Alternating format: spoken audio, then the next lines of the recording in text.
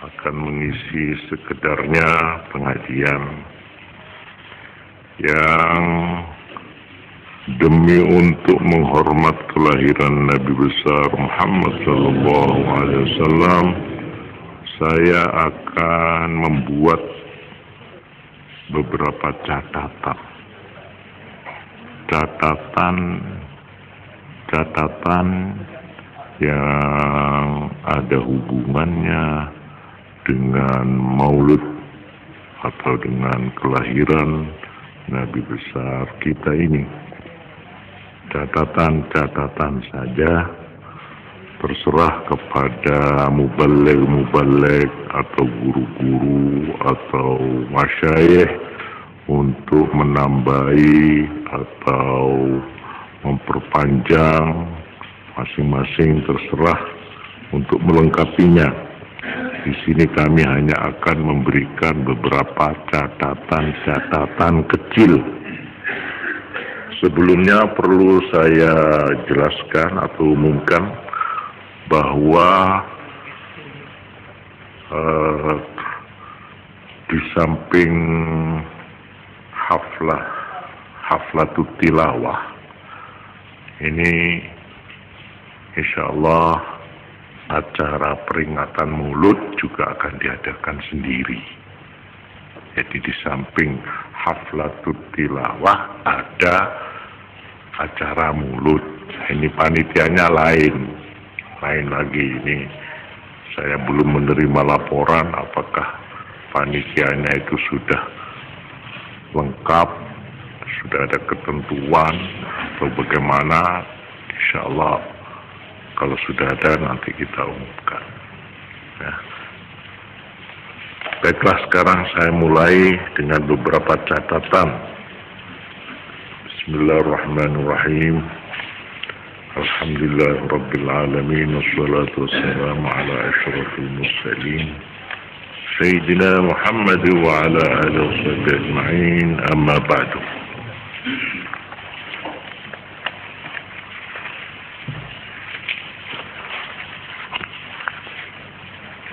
Pertama kali saya ingin menerangkan bahwa menurut keterangan agama,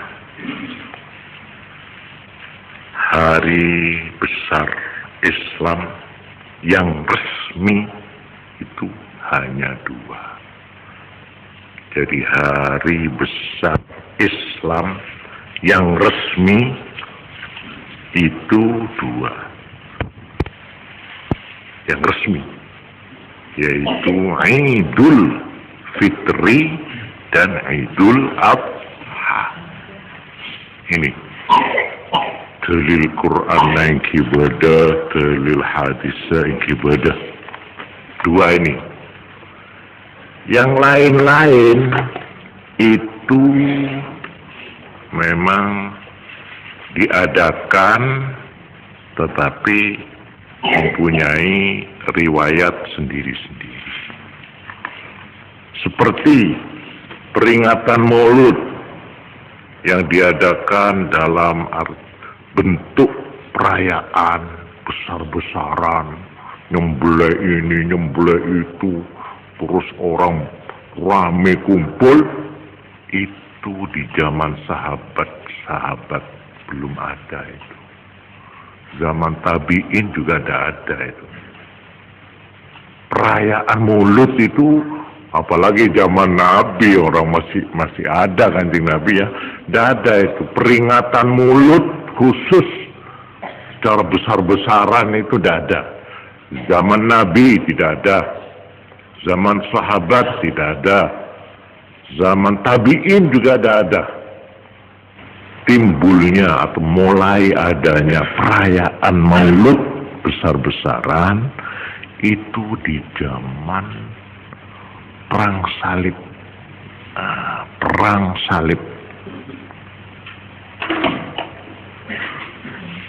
Jadi ini akhir saja, ini baru saja. Yaitu kalau tidak salah dimulai oleh salah satu raja, apa namanya, siapa? Muzaffar, iya, Muzaffaruddin kalau saya tidak salah, Muzaffar, raja satu negeri kecil yang namanya Kerajaan Irbil. Ini saya kira di daerah Irak apa mana itu ya, daerah ya, malah bukan dari Mekah ini, bukan di Mekah atau di Madinah, tidak. Sebab raja ini menganggap pada waktu itu umat Islam itu semangatnya kurang tinggi, semangatnya kurang semangat dah sudah ya, apalagi menghadapi perang waktu itu.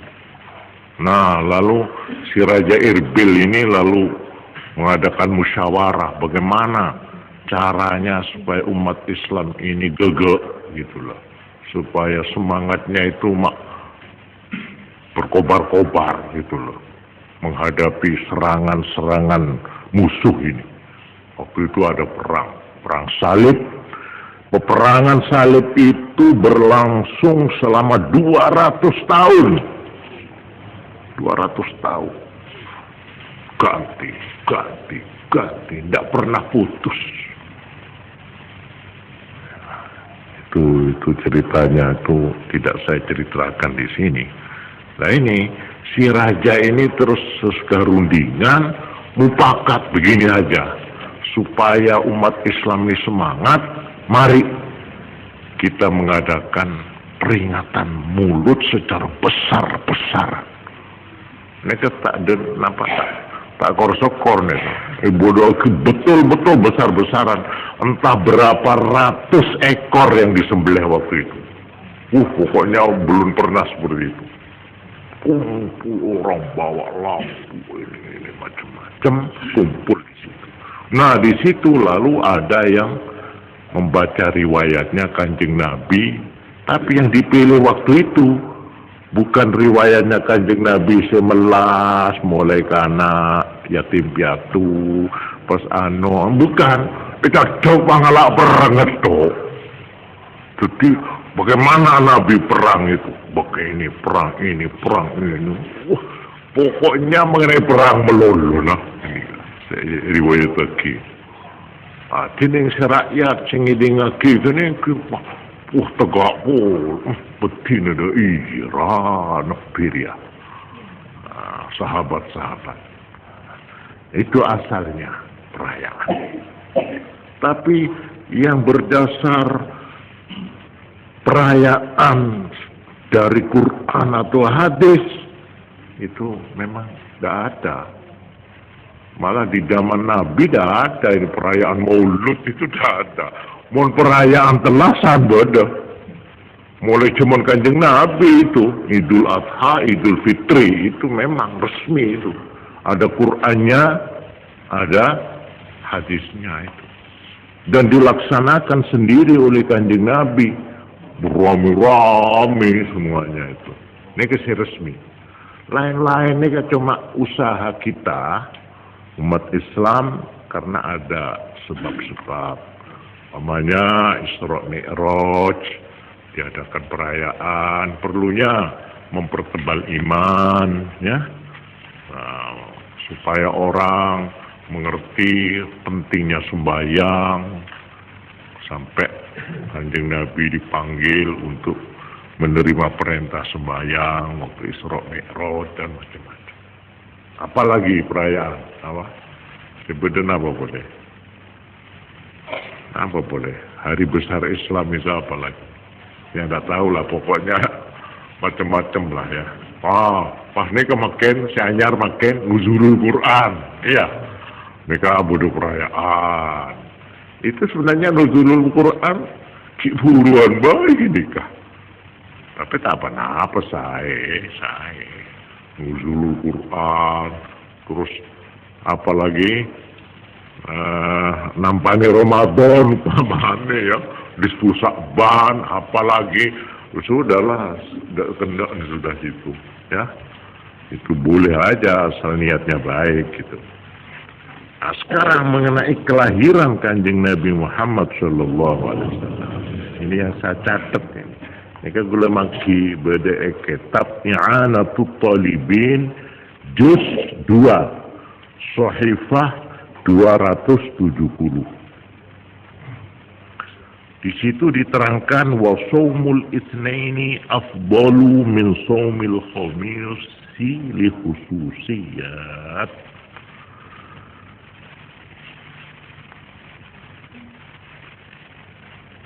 Yang pokoknya menerangkan tentang kelebihan puasa hari Senin terhadap puasa hari Kamis karena adanya beberapa kekhususan. Nah, ini kepada terang lagi di dalam kitabnya I'anatul Talibin, pada pemunya bigu lagi karena harapan yang asli. Dia annahu sallallahu alaihi wasallam ولد يوم الاثنين وبعث فيه وتوفي فيه وكذا بقية أطواره صلى الله عليه وسلم. Apa sahabat poso Senin iku kok luwih apik tinimbang poso dina Kamis. Sebab ada beberapa keistimewaannya hari Senin. Antara lain, nah ini keterangannya, bahwa Kanjeng Nabi Muhammad Sallallahu Alaihi Wasallam dilahirkan pada hari Senin. Dan dijadikan utusan, dijadikan Nabi, dijadikan Rasulullah, itu juga hari Senin. Dan meninggalnya juga hari Senin. Wa kadza baqiyatu atwarihi, dan begitu juga peranan-peranan beliau yang lain terjadi pada hari Senin itu juga. Jadi karena hari Senin itu lahirnya Nabi, wafatnya Nabi, Nabi diangkat jadi Rasul ya hari Senin. Dan ada lagi yang lain-lain. Nah, ini saya catat ini yang lain-lain ini. Ini saya lihat dari riwayat sejarah Nabi. Ya. Wa rafa'al hajarul aswada yaumal itsnain ila makanihi minal Ka'bah hina 'adat Quraisyun bina'aha. Pada hari Senin itu, jadi pada waktu Nabi berumur 25 tahun, kita jadi Nabi nih, pemuda kanjeng Nabi, itu ada kejadian berbenjir. Ka'bah itu kuning benjir, itu rosak. Rosak, itu nih orang Quraisy. Belum pada Islam nih kajian. Waktu itu, boto Hajar Aswad itu pasangah, sahabat. Rebuan. Sebab ini soal kehormatan. Yang sini saya sewa tua Anda. Saya yang paling berhak ini. Pokok rebuan. Sampai dari karena rebuan para kita, para acara kenika. Si rebuan terus membeli Hajar Aswad. Nah, di situ terus ada orang yang punya pendapat baik. Sudah begini aja, mari lotre way sekarang, ya. Tapi bener lotre lutu bener. Lotrenya begini, sekarang mari kita besok pagi. Apa katanya besok pagi? Bagaimana? Nanti kalau ada itu masjid di Ka'bah itu, siapa yang ada datang lebih dulu, yaitu saya yang akan. Mari sudah. Jungkulaguan masuk ke masjid gitu ya, udah semua lalu siap ini teluk Nabi saya rebuan ini, sebab ini soal kehormatan. Siapa yang menaruh Hajar Aswad itu mendapat kemuliaan yang paling tinggi ya, pokok mencari pangkat ini, pangkat paling raja ini kah, bintang si paling raja ini kah. Terus rebuan orang. Bareng gulaku orang ini kok pun Kita sebuah salah ngorno bor. Siap sudah masuk ke masjid. Baru masuk tone kapi. Di situ sudah ada Kanjeng Nabi Muhammad sallallahu alaihi wasallam. Ketika Kanjeng Nabi, tapi belum Nabi waktu itu, ki pemuda nih, ki umur segemik kira-kira. Ini kapun tunjuk dalam sedikit Kanjeng Nabi. Wah, keracereng kapi. Wah, ya sudah kebetulan kan. Lah, engkau nerima kapi masih batu waria kalah tak tiap korea si nyabak. Nah, nikah. Mulai berdebut sebut Muhammad Al-Amin. Nikah. Mulai gini. Ini Muhammad Robina. Kami merasa senang. Dia saja yang menaruhnya. Menaruh nikah Hajar Aswad. Sebab dia terkenal sebagai pemuda Al-Amin. Yang paling dapat dipercaya akhlaknya. Dipercaya omongannya. Dipercaya segala-galanya. Pacet memang terpuji. Tidak ada orang di Mekah yang tidak senang kepada Nabi waktu itu. Termasuk Abu Jahal. Sebab Kanjeng Nabi ini kapi sama Mekah ini lebur. Kapi jaring orangnya ganteng. Akhlaknya baik sampai sebut Al-Amin. Timbulnya musuh-musuh itu setelah Kanjeng Nabi yang kak jadi Nabi. Buru pada musuh Abu Jahal, Abu Lahab. Napa boleh guys? Nih kesemarin Kanjeng Nabi ya terus jadi Rasul. Mohon sebelumnya jadi Nabi, semua jadi temannya Kanjeng Nabi. Semua senang. Sopo musuh Kanjeng Nabi. Musuh pribadi tidak ada. Yang ada musuh agama. Musuh karena polana Kanjeng Nabi ngeba agama. Saya tak lebur ke patung-patung, ke arca-arca kayak sendalnya keburu bodoh. Musuh. Nikah hari Senin menaruhnya itu kebetulan hari Senin nih.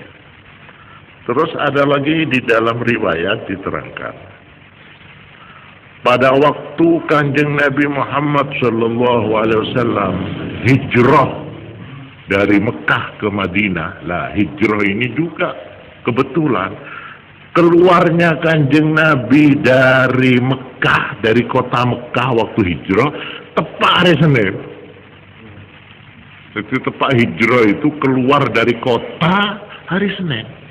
Keluar dari kota Mekah hari Senin waktu hijrah itu, masuk ke kota Madinah juga hari Senin.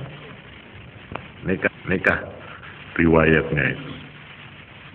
Tuh nikah antara lain. Jadi mon epopolong ya hari Senin itu katanya kitab Fathul Mu'in ya Anatul Talibin Maulana orang apa sehari Senin narwa lebih saya lempeng apa sehari Kamis. Kimon bisa apa sah dua, tapi mon sampean tak bisa salah setong pilih hari Senin untuk puasa. Sebab hari Senin itu puasanya lebih baik daripada puasa hari Kamis. Nah, malaikat tu dalam kitab I'anatul Talibin kala terangaki. Rawat Suhaili anna Nabi sallallahu alaihi wasallam qala li Bilal. Diriwayatkan oleh Imam Suhaili bahwa Kanjeng Nabi Muhammad sallallahu alaihi wasallam berpesan kepada sahabat Bilal. Bilal, la yafutka siyamul isnain. Jangan sampai kamu ketinggalan untuk puasa hari Senin. Nah, ini pesan ke sahabat Bilal. Saya nggak baca sampai ketinggalan apa Senin. Fa inni wulidtu fihi wa bu'ithtu fihi wa amutu fihi. Itu benar Nabi ini.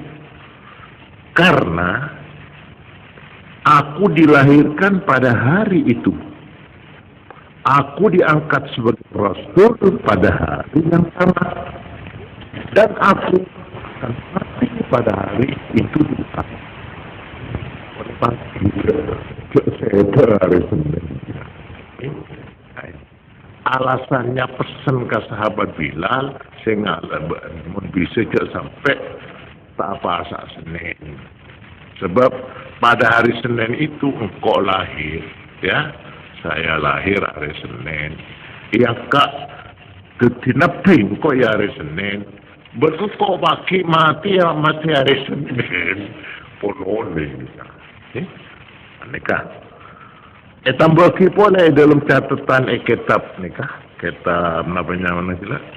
I'anatul Talibin, syarahnya kitab Fathul Mu'in. Warawat Tabari anna Rasulullah sallallahu alaihi wasallam su'ila an sawmil itsnain. Imam Tabari meriwayatkan bahwa Rasulullah sallallahu alaihi wasallam ditanya tentang puasa hari Senin. Beliau katanya, faqala, mongko terus dawuh Kanjeng Nabi, zalika, hari Senin itu, yauma wulidtu fihi, hari saya dilahirkan, wa yauma bu'ittu, dan hari saya dijadikan utusan, au unzila alayya fihi. Ini syak dari rawi, apa Nabi mengatakan yauma bu'itsu, saya waktu dijadikan utusan, atau Kanjeng Nabi mengatakan wa yauma unzila alayya, hari diturunkan wahyu kepada saya fihi, di waktu itu. Jadi jelas wahyu pertama yaitu Iqra bismi rabbik, itu turunnya malaikat Jibril saya kaisa nama saya merkes nggih kaisa hari Senin kaisa. Jadi resmi Kanjeng Nabi diangkat menjadi rasul, menjadi nabi hari Senin. Jadi mau orang ngomolot nih kayak gini, menghormat mulut, jangan nangkuk. Jangan cuma niat menghormat lahirnya Nabi, tapi juga harus niat apa? Diangkatnya Kanjeng Nabi menjadi rasul. Mereka penting ini, yang ini malah lebih penting ini. Sebab dengan wahyu Tuhan yang pertama, yaitu Iqra, lalu Kanjeng Nabi diangkat menjadi Nabi dan Rasul, maka sejak itulah dunia ini berubah. Sejarah dunia berubah mulai hari Senin. Peradaban dunia berubah sejak hari Senin, yaitu hari diangkatnya Nabi menjadi Rasul, hari turunnya wahyu yang pertama. Tinegah, tapi mau kena aja kena terus aja sekali. Pokok perayaan Maulud ini bukan hanya lahirnya Nabi, tapi juga waktu Kanjeng Nabi diangkat menjadi utusan, ya hari Senin. Pada waktu Quran turun pertama kali, ya hari Senin. Jadi niat ngurmat Quran segala. Nah, malah juga Kanjeng Nabi hijrah hari Senin, keluar dari Mekah hari Senin, masuk Madinah hari Senin, dan meninggalnya juga hari Senin. Nah, mela naik kantor pesen supaya sahabat Bilal cek sampai meninggalkan puasa hari Senin. Nah ini, mau neguneka kula yang resmi tentang lahirnya Kanjeng Nabi itu diperingati dengan puasa. Paham sih? Mereka resmi nih kan? Resmi dari agama ya. Mau perayaan Maulud kula tak nerangaki gini kepunten. Sebab perayaan Maulud itu di zaman Nabi belum ada, zaman sahabat belum ada. Tapi puasa Senin sudah ada, baca. Mulai Kanjeng Nabi ini. Ah, tak makai kantor terang lagi. Alasannya kenapa hari Senin supaya puasa? Karena Kanjeng Nabi lahir waktu itu. Jadi minggu ini Maulud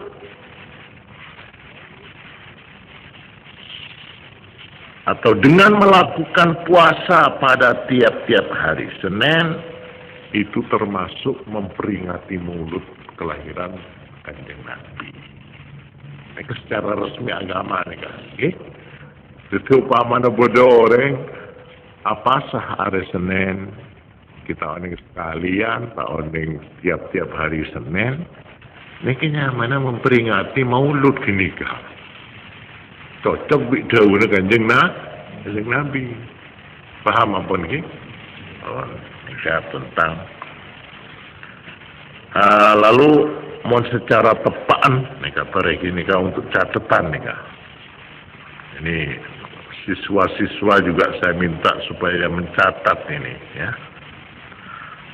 Lahirnya Kanjeng Nabi Muhammad Sallallahu Alaihi Wasallam yaitu secara persis tepatnya hari Senin sebelum Fajr. Jadi kulak kaisa sebelum subuh. Maulana terangake etap-etap doa yang paling mantap yaitu mon orang doa sebelum Fajr. Mon sampean andi hajat na apa-apa iki, sepenting si gawat sampean sembahyang sholat hajat terus nyuwun teng pangeran itu beberapa menit sebelum Fajr, sebelum subuh. Kuning paling mati, makom mustajab ini. Kenapa? Demi karena Allah menghormat lahirnya Kanjeng Nabi. Karena pada pada detik-detik itu lahirnya Kanjeng Nabi, maka Allah menjadikan waktu itu waktu yang paling mustajab. Kalau mau doa, dimulai kudu tangi gini kah? Okay? Mau orang yang dihajat tongku, bukan pada waktu tengah malam, bukan. Ini kan para hajir. Malahan juga lah ini, termasuk sahur. Orang apa sah? Okay. Orang asahor nih si sunat si saya bila napa tengah malam napa para subuh makin akhir makin bagus sahur itu. Nah, ini caranya Kanjeng Nabi menghormat waktu lahirnya Kanjeng Nabi dihormat dengan dua. Satu, sahur poso iku sunat dilakukan pada waktu tepat saat lahirnya Kanjeng Nabi. Ini satu. Nomor dua, Tuhan menjadikan saat lahirnya Kanjeng Nabi itu makom mustajab. Paham ya? Oh, ini caranya menghormat itu. Jadi telok makin bon. Menurut agama tentang kelahiran Nabi itu ada 3. Satu, Kanjeng Nabi sendiri bersabda, pesan sama sahabat Bilal, surah pas hari Senin, karena hari itu adalah hari lahirnya Kanjeng Nabi. Nah, ini kah tentu. Cara menghormat, cara memperingati Maulud, ini kah yang berasal dari agama nih kala.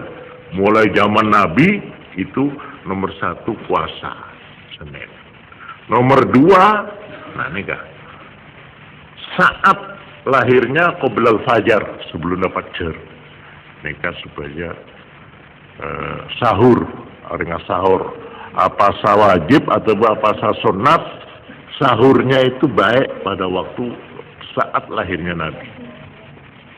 Nomor 3, apabila makom mustajab. Kalau nyon doa apa-apa sampean itu. Pokok mon orang atau apa supaya berusaha melek wengi sampai arep nyandak subuh. Nek wis arep nyandak subuh, nah itu klimaksnya itu puncaknya itu saat yang paling penting. Yaitu saat lahirnya Kanjeng Nabi. Tanggalnya persisnya adalah tanggal 12. Bulannya bulan Rabiul Awal. Tahunnya disebut tahun Gajah. Sebab tahun Hijrah belum ada waktu itu. Tahun Hijrah itu baru ditetapkan sebagai tahun Hijrah di zamannya Sayyidina Umar ibnul Khattab menjadi Amirul Mukminin. Jadi zaman Kanjeng Nabi belum ada tahun hijrah, itu belum ada. Zamannya sahabat Abu Bakar As-Siddiq menjadi khalifah, menjadi Amirul Mukminin, belum ada tahun hijrah. Setelah sahabat Abu Bakar meninggal, Kanjeng Nabi meninggal, sahabat Abu Bakar meninggal, terus zamannya Sayyidina Umar menjadi raja, menjadi Amirul Mukminin. Nah, waktu itu ditetapkan tahun hijrah. Karena itu disebut tahun gajah, yaitu tahun di mana pasukan Abroha, penguasa Romawi yang ada di Yaman, namanya Abroha, menyerang Mekah, menyerang Ka'bah dengan naik gajah. Jadi karena boleh peristiwa serangan Logojo ini komunitas Arab Saudi, itu Abroha di Yaman khusus minta kepada Raja Romawi Timur dikirim dari Habasyah, dari Abyssinia. Gojo kekirim dari Afrika. Jadi itu gojo kekirim dari Afrika dikirim ke Yaman, terus oleh Abroha dipakai nyerang Mekah. Mana Mekah sebelum kerja, kalau saya tanya kalau Mekah makan, boleh kerja Mekah sobu, mon ontawinnya ngelarkan. Jadi gajah yang disebut di dalam surat Al-Fil itu adalah gajah dari Abyssinia, dari Afrika. Dikirim khusus untuk menyerang Mekah. Ini tidak saya terangkan kenapa menyerang Mekah. Pokoknya tahun di mana serangan itu terjadi, pada saat itulah Nabi Muhammad SAW lahir.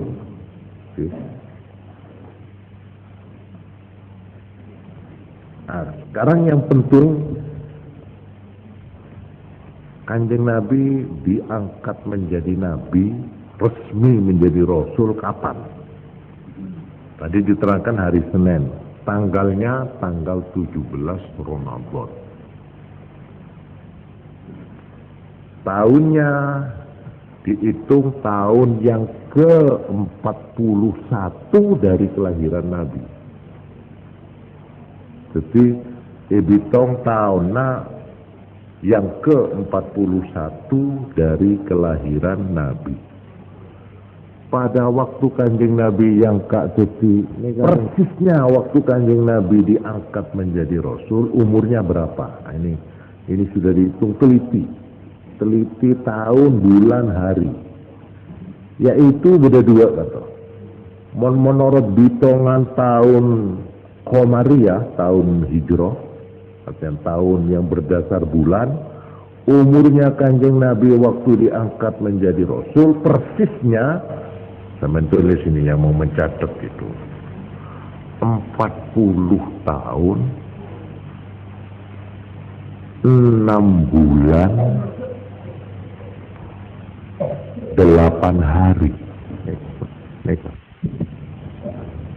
Bitong itu nalika yang kak cuci nabi neka umur Kanjeng Nabi 40 tahun lebih 6 bulan lebih belum ngaris. Mereka menurut hitungan Qamariyah, menurut hitungan Syamsiyah, tahun berdasar matahari, tahun makin Qamariyah mereka tahun Hijrah, mereka tahun ngaku Qamariyah. Mon tahun mereka miladi tahun 1970 besok itu pakai Syamsiyah. Menurut hitungan tahun senikah umurnya Kanjeng Nabi malah kita Pak Polo. Ini persisnya ini saya sebut 39 tahun 3 bulan 8 hari. Maka umur Kanjeng Nabi menurut hitungan tahun umum mereka 30 sangat tahun lebih 3 bulan lebih 5 hari. Coba hitungnya berapa itu? Coba lihat itu. Hah? Kalau tahun Komariah umur 40 tahun lebih 6 bulan lebih 8 hari. Kalau tahun umum 39 tahun 3 bulan 8 hari. Berapa bedanya? Itu 1 tahun 3 bulan perbedaan. Mulanya gila seneke, umur beda orang tanya umur sampai berapa? 20. Itu harus ditanya. 20 itu tahun apa itu? Gitu. Coba ada beda itu. Nanti kalau sudah Pak Bolo itu setahun, 30 ke atas itu bedanya 1 tahun. Itu kan sampean tanya berapa umur sampean? Tahun apa itu? Saudara Bolo saya ikut. Wah, jangan itu sampean nikah. Itu jelas. Tahun apa itu saya? Sebab tahun Hijrah. Nah, kepikirannya punya gini. Bisa 1, bisa sampai 2 tahun. Oke. Itu aku gini Pak. Itu mana 50 ya. Insya Allah kalau tidak salah 2 tahun gitu. Sampai 2 tahun. Itu mana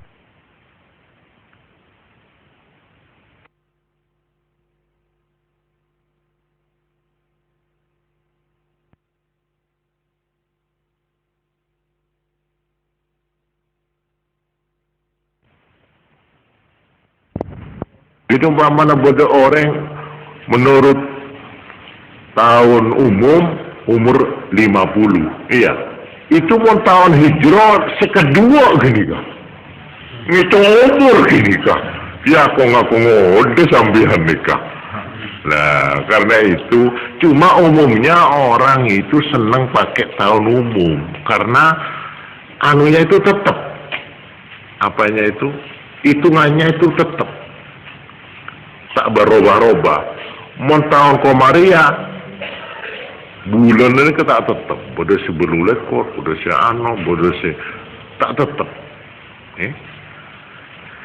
Nah, untuk ini maka perlu saya tambahkan bagi orang Islam yang punya anak lahir jangan lupa menulis tahun itu dengan tahun hijrah. Kenapa? Sebab menurut agama ukuran umur waktu dan sebagainya yang di dalam hukum agama itu ditentukan oleh ini peredaran bulan, bukan oleh peredaran matahari. Umpamanya anak balik itu umur 15 tahun, itu 15 tahun apa? Tahun Hijriyah, Komariah itu yang dipakai. Bukan tahun umum, bukan. Jadi kalau sampean ingin tahu anak sampean ini sudah balik apa belum? Nah, kalau anak perempuan, kalau sudah head datang bulan ya, tapi paling sedikit umurnya berapa? 9. Anak perempuan kalau umur 9 tahun terus sudah mengeluarkan head, air darah kotor ya, itu namanya sudah balik. Nah, sampean kudu ngerti sebagai orang tua. Umur 9 tahun ini tahun apa? Ayo. Kalau sampean pakai tahun umum, tidak sah. Tidak sah. Harus pakai umur tahun bulan. Paham ya? Mulai nek lahir saat ini anak sampean itu nek lahir hari Senin jam semene tanggal Jawa nih gampangane ya. Tanggal Jawa senengnya gampang abe. Tanggal semene sapar, mamane tahun semene, jam semene itu penting. Pentingnya untuk menandai baliknya nanti. Paham? Sebab kalau sudah balik itu mulai wajib agama itu mulai itu. Hukum itu. Nah ini sekedar tambahan. Sudah, mari saya teruskan sekarang. Catatan-catatan saja. Sejak Nabi Muhammad SAW diangkat sebagai Rasul, yaitu lamanya beliau di Mekah. Tapi ini begini, Kanjeng Nabi itu ya setelah jadi Nabi, riwayatnya yang penting itu dibagi dua, satu di Mekah, satu di Madinah. Itu berapa tahun di Mekah, berapa tahun di Madinah. Ini catatan saja ini, kamu yang mempunyai kepentingan saya minta mencatat ini, ya, terutama siswa-siswa ya. Lamanya Kanjeng Nabi berdiam di Mekah, di kota Mekah setelah diangkat jadi Rasul ini. Coba catat ya. 12 tahun, 5 bulan, 13 hari. 12 tahun, 5 bulan, 13 hari. Abid ke Kanjeng Nabi badai Mekah. Semarena yang kak jadi Nabi. Jadi tugas atau perjuangan Nabi, dakwah Nabi itu dilakukan di Mekah persisnya selama 12 tahun, 5 bulan, 13 hari. Terus Kanjeng Nabi pindah hijrah ke Madinah. Di Madinah berapa lamanya? Nih, coba ini lucu ini. Angka 9. 9 tahun, 9 bulan, 9 hari. Gampang hafalan nikah. Coba makin jumlah itu. Yang punya catatan, coba jumlah. Di Mekah 12 tahun, 5 bulan, 13 hari. Di Madinah 9 tahun, 9 bulan, 9 hari. Berapa?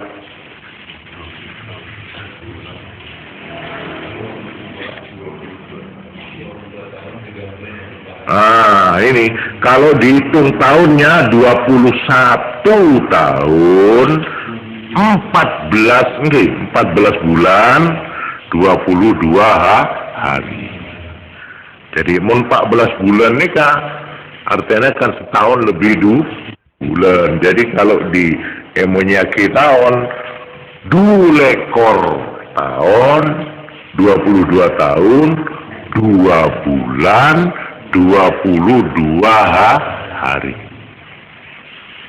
Ini namanya Kanjeng Nabi ada di Mekah dan di Madinah. Dan ini yang penting, juga itulah lamanya Quran itu diturunkan. Mulai surat yang ayat pertama sampai tamat itu yaitu 22 tahun, 2 bulan, 22 hari. Itu Quran nih kan. Jadi Quran saya buat 30 juz ini diturunkan sedikit-sedikit itu. Selama berapa tahun? 22 tahun, 2 bulan, 22 hari. Itu dihitung sampai tanggal 9 Dzulhijjah tahun 63 dari kelahiran Nabi. Jadi berarti Kanjeng Nabi itu diangkat menjadi Rasul. Tadi itu umurnya 40 secara hitungan hijrah, atau kalau secara hitungan tahun umum 39 tahun. Meninggalnya itu umur 63 tahun. Itu. Jadi kalau dihitung perjuangan Nabi yang sungguh-sungguh itu sebagai Nabi, ya ini 22 tahun, 2 bulan, 22 hari. Sudah, ini catatan mengenai mulut, ya. Nah, saya tidak akan menambah lagi ini, insya Allah mudah-mudahan ada faedahnya ini, ya. Nah, sekarang saya tambah keterangan, coba ditulis ini. dasar atau dalil di dalam agama tentang peringatan Maulud. Nah, tentang peringatan Maulud,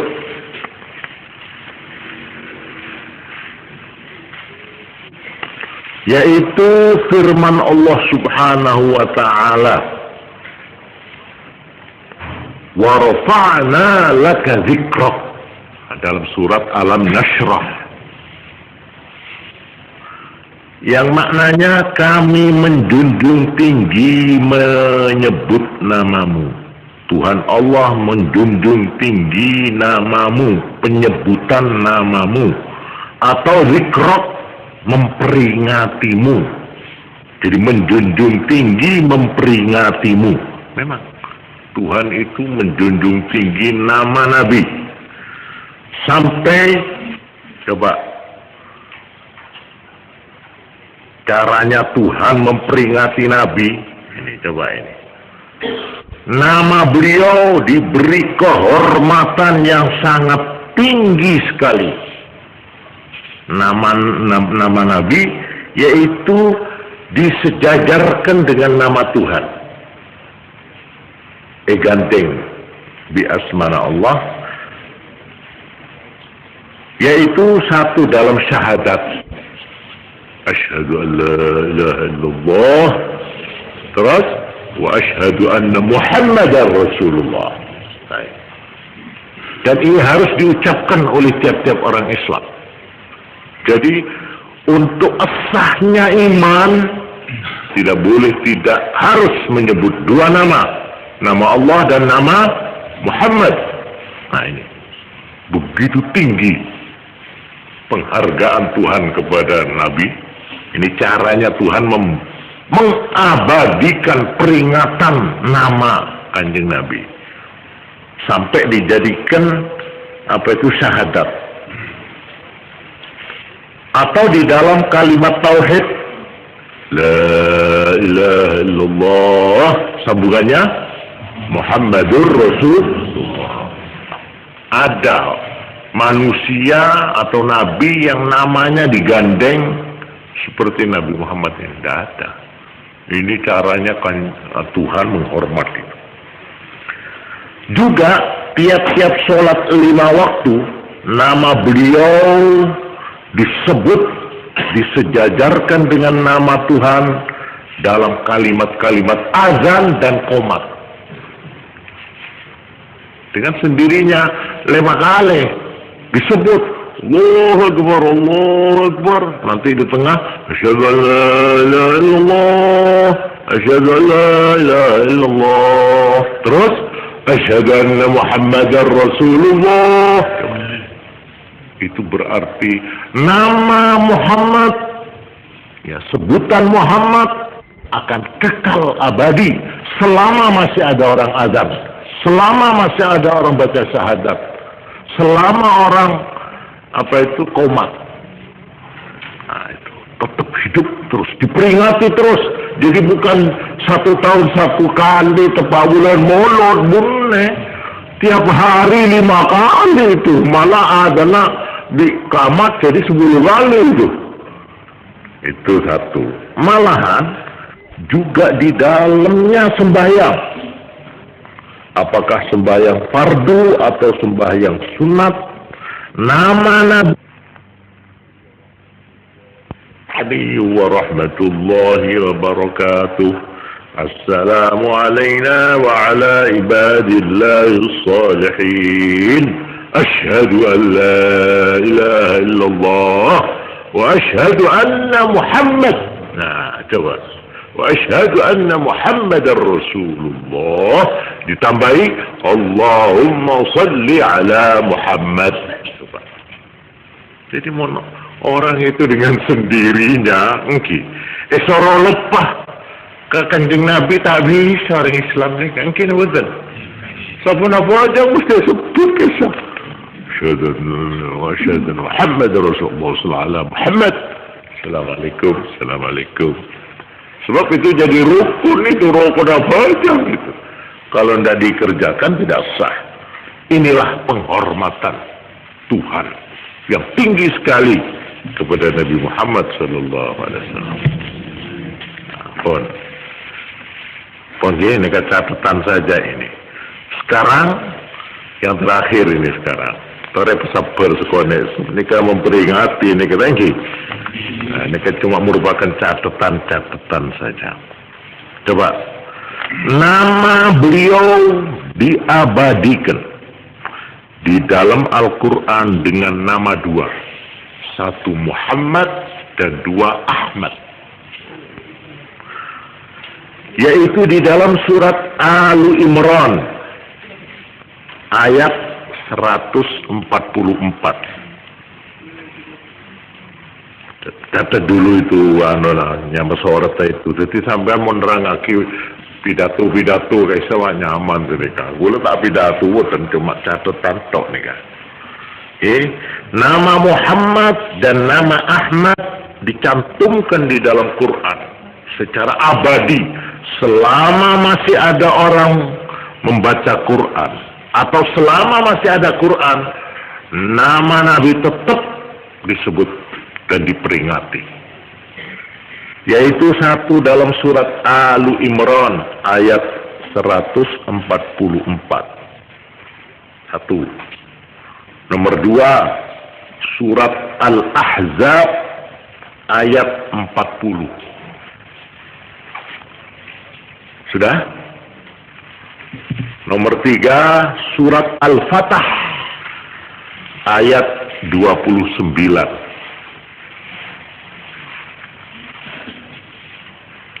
Nomor empat, surat yang namanya Muhammad.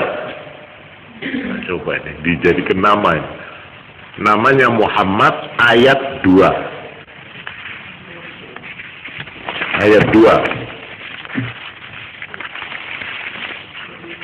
Nomor 5, surat As-Saff. Surat As-Saff ayat 6. Jadi sampai kalau menerangkan betapa Nabi itu memang orang yang memang mulia. Kalau kita menghormat mulut-mulut ini, apa gini kah? Itu bucengan itu. Sampai nyembelih wedhus sak Jember. Nyembelih petik sak Jember. Nggih, manusia sak Jember metu kabeh. Semua baca selawat. Bukan apa-apa itu. Itu bucengan itu. Belum sepadan dengan kebesaran Nabi Muhammad sallallahu alaihi wasallam. Kita cocok, kita cucuk, apa? Kita apa? Kita seimbang. Kita apa? Napa? Gak cucuk ini nopo sih? Apa? Ya ada sepadan itu. Ki kurang akeh. Kau nyembelih wedhus sak Jember. Nggih. Duwe sampean seseguru tokno kabeh. Kanggo ngurmat Kanjeng Nabi, umpamane. Wong sak Jember metu kabeh. Kabeh maca selawat. Bukan apa-apa itu. Belum apa-apa. Coba lihat Tuhan caranya memperingati Nabi. Coba. Dijadikan kalimat tauhid. Dijadikan dasar kepercayaan. Syahadat kalau cuma separuh, tak terima. Bodoh orang, saya mau Islam Pak. Ya, baik. Ayo, baca syahadat. Asyhadu an la ilaha illallah. Terus, enggak. Untuk Anda menerus, kita tetap kafir. Masih saya beriman kepada Tuhan yang Maha Esa. Mari, asyhadu an la ilaha illallah. Tapi tidak mau mengakui Muhammad sebagai Rasulullah. Tidak sah. Imannya tidak sah. Tetap tergolong orang kafir. Coba.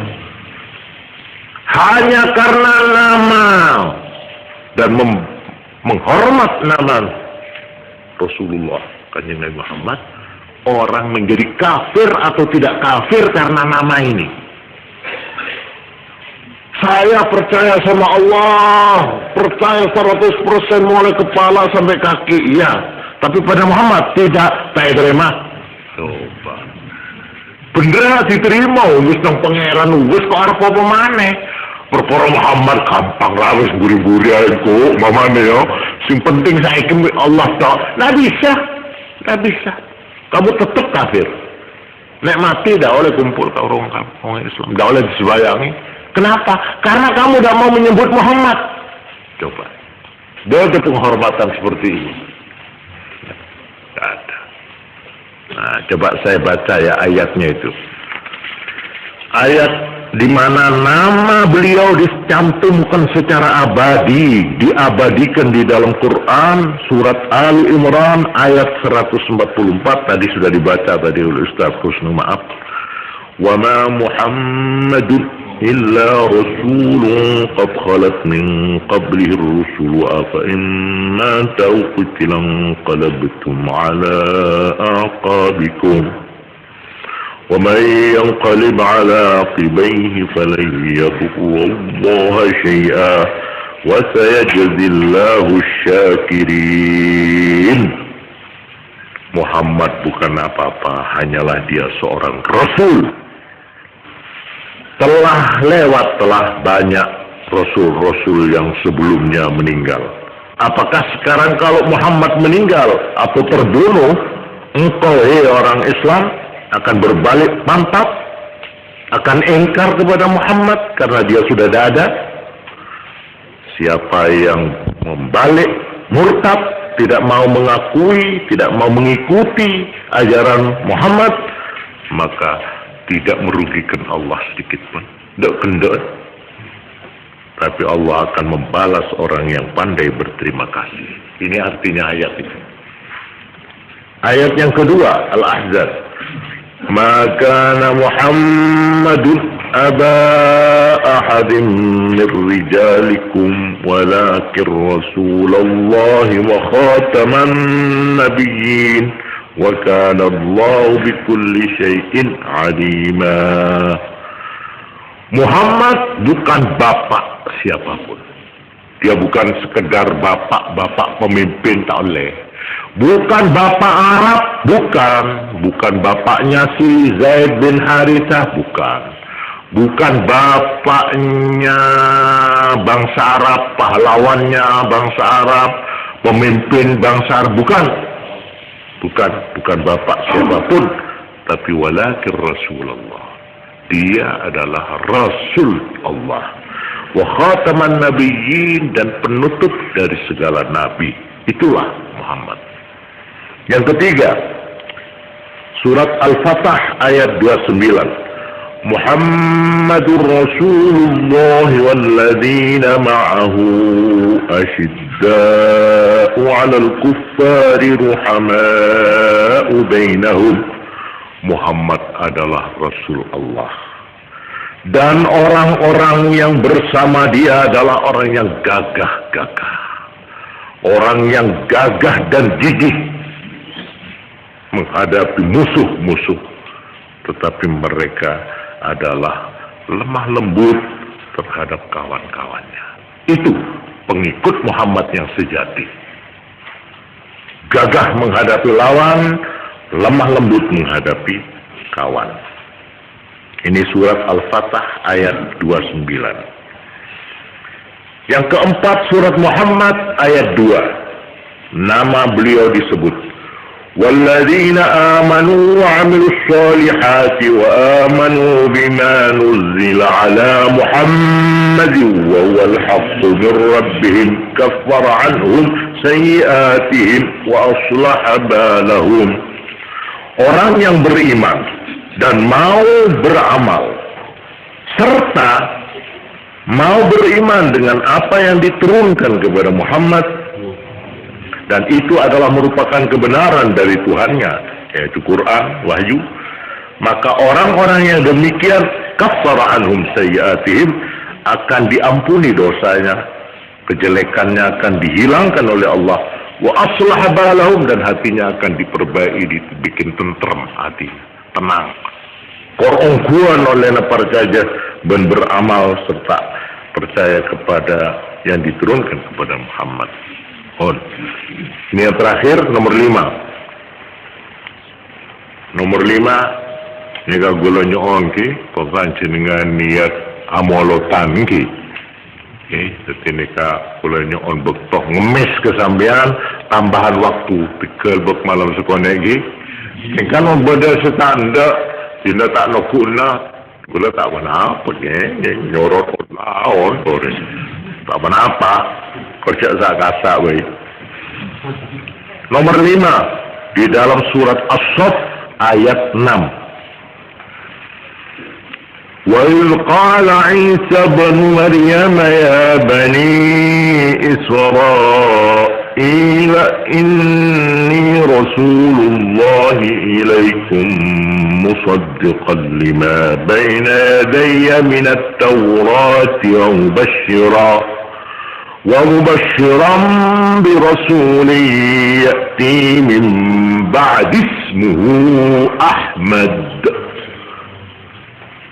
Ini dari mulut Nabi Isa, Yesus Kristusnya orang Kristen itu.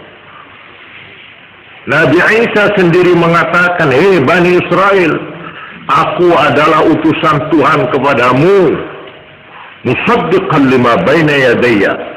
Saya membenarkan ajaran-ajaran kitab sebelum saya, yaitu minat Taurat. Taurat saya benarkan. Ini sebab Taurat itu sebelum Nabi Isa. Selain saya membenarkan kitab suci sebelum saya, yaitu Taurat, juga saya memberi kabar kepada kamu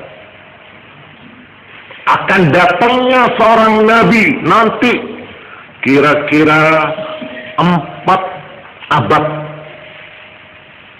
4 abad apa? 4 abad? Hah? 4 atau 5 abad yang akan datang. Ketika Nabi Isa pun parenge oneng pangeran. Nabi Isa, kamu nanti punya saudara. Itu terakhir, nabi yang terakhir, namanya Ahmad. Nah, itu boleh Nabi Isa.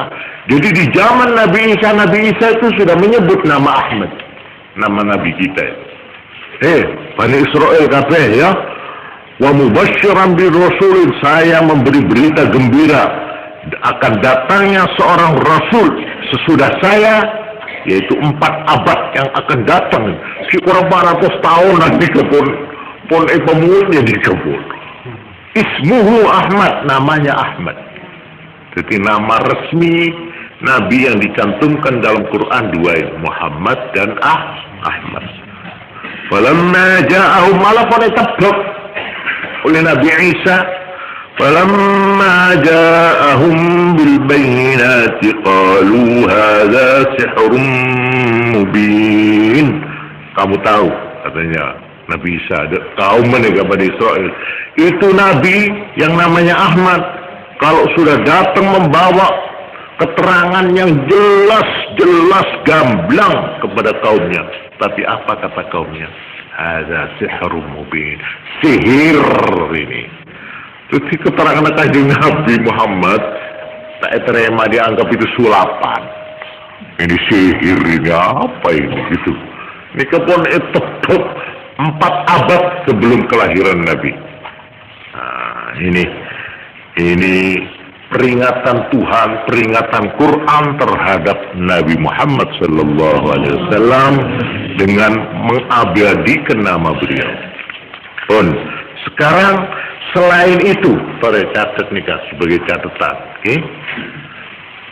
bahwa Kanjeng Nabi itu memang pantas dihormat, pantas dimuliakan, diperingati, karena Tuhan sendiri memberikan pujian kepada Nabi begitu tinggi di dalam Quran, tersebut di dalam 2 surat yang saya catat di sini.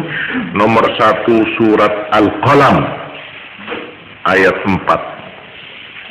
Nomor 2 dalam surat At-Taubah ayat 128. Tulis surat ayat gitu saja. Nah, ini nanti sampean komentari sendiri, saya tidak akan mengomentari. Surat Al-Qalam ayat 4 bunyinya, wa innaka la'ala khuluqin azim. Katanya Tuhan, Muhammad, engkau adalah orang yang paling berbudi luhur kamu. Coba, ya lebih pangeran nih kan. Ya disaksikan bahwa beliau adalah seorang yang berbudi luhur. Ini 1. Nomor 2 dalam surat Taubah ayat 128, لقد جاءكم رسول من أنفسكم عزيز عليه ما عنتم حريص عليكم بالمؤمنين رؤوف رحيم. Pujian dari Allah langsung kepada beliau. Hei orang Islam, telah datang kepadamu seorang Rasul yang berasal dari kamu sendiri. Azizun alaihi ma'anitum. Dia merasa sedih kalau kamu mendapat kesulitan apa-apa. Dari senangnya kepada rakyat, kepada umatnya, sampai apa-apa yang menimpa umatnya, Kanjeng Nabi ikut susah. Harisun alaikum, sangat ingin kepada kamu untuk mendapat petunjuk. Ingin kamu ini selamat semuanya, masuk surga semuanya. Itu sifatnya Nabi, terlalu cinta kepada umatnya, terlalu cinta kepada rakyatnya. Bil mu'minina raufur rahim, terhadap orang yang beriman, raufur rahim, sangat penyantun dan penyayang. Oh nikah. Gongnya sekarang saya tutup keterangan saya.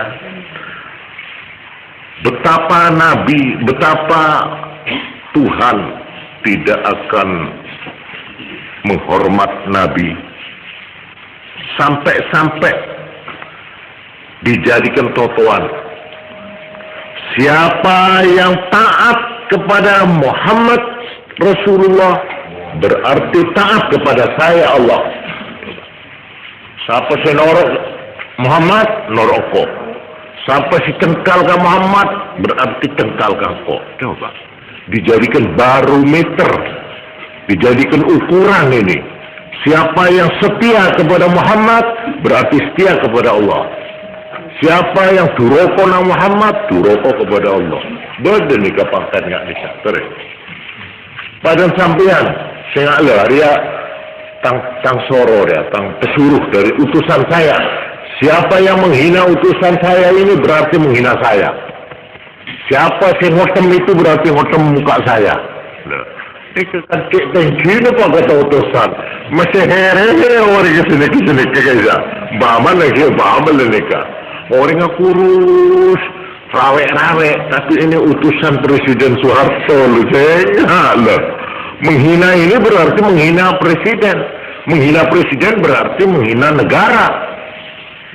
Padahal otos sudah ternikah orang juga koros, kelampin tarong karan, cerna enggak sakit mengizinkan. Oh nikah. Tapi ini resmi utusan dari presiden. Nah, ini menjadi taruhan. Sopo sing menghormati tuti kupati semua kodim bodoh tuh. Padahal orang ini orang sini kan ini. Tahu secara sponsor itu seorang sini kan. Surat resmi dari presiden itu. Nah ini samanya nih. Itu tidak akan diberi kepercayaan oleh presiden kalau presiden tidak menaruh hormat kepada orang itu. Juga Allah Ta'ala kepada Kanjeng Nabi. Kemudian di dalam surat An-Nisa tulis. An-Nisa ayat 80. Mayyuti'ir rasula faqad ata Allah. Siapa yang taat kepada Rasul, kepada Muhammad, faqad ata Allah, maka dia telah taat kepada Allah. Surat Ali Imran ayat 31. Nika bagian ustaz-ustaz, bagian mubalek, bagian kiai-kiai, nika catatan nika supaya nambahin ilmu kesempurnaan kita untuk menghormat Nabi. Surat Ali Imran ayat 31 di sana dikatakan, mohon baca lebur ke Allah, kudu norok dek Kanjeng Nabi Muhammad. Jadi ukuran. Mohon ba'an norok dek Kanjeng Nabi ba'an ikelebur bi Allah, yaitu firman qul in kuntum tuhibbunallaha fattabi'uni yuhibbukumullah. Dan yang terakhir yaitu surat Taubat ayat 34 di mana dipertaruhkan kalau kamu lebih cinta kepada ayahmu, kepada anakmu, kepada saudaramu, kepada istrimu, kepada keluargamu, kepada harta bendamu, kepada perdaganganmu, kepada rumahmu yang besar, yang bagus-bagus, lebih kamu cintai daripada cinta kepada Allah dan Rasulnya, dan berjuang di jalannya, fatarabbasu hatta ya'tallahu bi'amri, maka tunggulah Tuhan akan datang dengan membawa siksanya. Jadi pertaruhan, kalau kamu tidak cinta kepada Nabi dengan sungguh-sungguh, masih lebih cinta kepada yang lain, maka diancam oleh Allah akan didatangkan siksa dari Allah. Konekah keterangan kula, mudah-mudahan catatan-catatan ini akan lebih meyakinkan kepada kita bahwa Nabi Muhammad adalah Nabi yang terbesar, Nabi yang tercinta, bukan saja tercinta dari makhluk, tapi tercinta dari Allah Subhanahu wa Ta'ala. Melanah para hadirin, mun beda orang muljaki ngurmat molotan, muljaki kanjeng Nabi, itu sebenarnya pun kafir ki. Korja sempel, bengketnya cuma setong. Kanjeng Nabi boleh dihormat setinggi-tingginya asal sampeyan tetap mengatakan Muhammad abduhu wa rasuluh. Dia hamba Tuhan dan utusan Tuhan. Kafir oleh hormat. Korja sampai dianggap kanjeng Nabi itu separuh Tuhan, separuh manusia, tak oleh. Masih sampai dari lebur, saya lebur kepada Nabi Muhammad, cek lebur. Ya, pasan sampai dalam persembihan, sampai asujud ke kanjeng Nabi Muhammad, tak oleh asujud. Paling-paling mancing. Asraqal badru alaina, saya mancing. Tapi mau sampai asujud, asraqal badru, kamu masujud, tak oleh. Cinta bagaimanapun tidak boleh menyembah Muhammad, tidak boleh. Hanya boleh menyembah kepada Allah. Apalagi menganggap Muhammad setengah Tuhan, setengah manusia, tak boleh. Lebih-lebih banyak kepenakan Tuhan. Oh, tak boleh ini kah? Anam Tuhan, kepenakan namisanan, tetap abduhu wa rasuluh. Kan nikah keterangan pula. Wallahu alam bisawab. Kepada jamaah yang menunggu lama, saya minta maaf ya. Ikhlaskan demi untuk menghormat kanjeng Nabi Muhammad sallallahu alaihi wasallam. Alhamdulillah, sekian. Wassalamualaikum warahmatullahi wabarakatuh.